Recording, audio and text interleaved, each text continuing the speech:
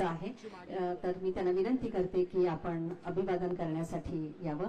सन्माननीय मुख्यमंत्री देवेंद्र फडणवीस साहेब.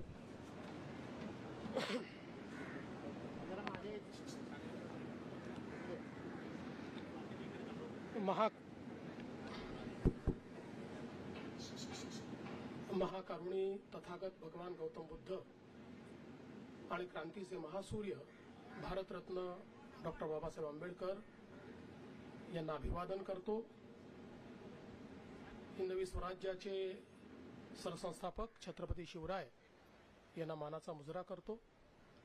आजच्या भारतरत्न डॉक्टर बाबासाहेब आंबेडकर यांच्या 135व्या जयंती महोत्सवाच्या निमित्ताने मंचावर उपस्थित असलेले महाराष्ट्राचे आदरणीय राज्यपाल श्री जिष्णुदेव वर्माजी, आपल्या महाराष्ट्राचे लोकप्रिय उपमुख्यमंत्री एकनाथराव शिंदेजी, आपल्या महाराष्ट्राच्या पहिल्या महिला उपमुख्यमंत्री श्रीमती सुनेत्राताई पवार, सभापती राम शिंदेजी, उपाध्यक्ष अण्णा बनसोडेजी, ज्येष्ठ मंत्री छगन भुजबळजी, मंगलप्रभात लोढाजी, आशिष शेलारजी, नुकतंच ज्यांचं कार्य अहवाल आपण प्रकाशित केला ते सामाजिक न्याय मंत्री संजय शिरसाटजी, संजय राठोडजी, महापौर ऋतुताई तावडे, माजी खासदार राहुल शेवाळे, आमदार दीपक केसरकर, आमदार कालिदास कोळंबकर, भंते भनंत डॉक्टर राहुल बोधी महाथेरोजी,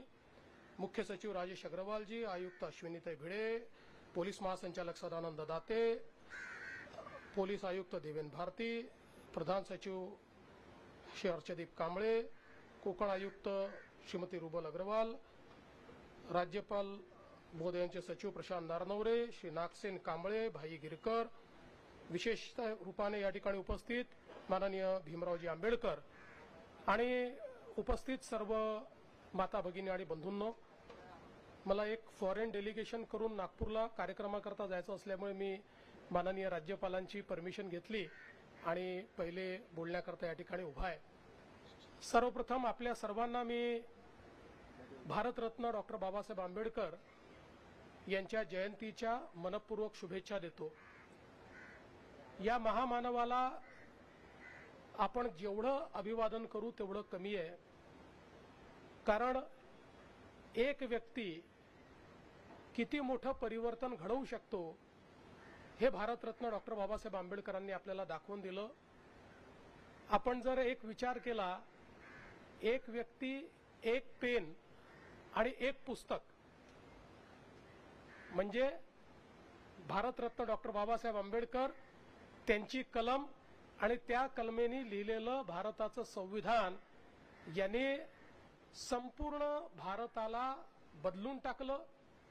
भारतामध्ये समतेचं राज्य प्रस्थापित करण्याचा मार्ग मोकळा केला. समाजामध्ये भेदाभेद दूर केला.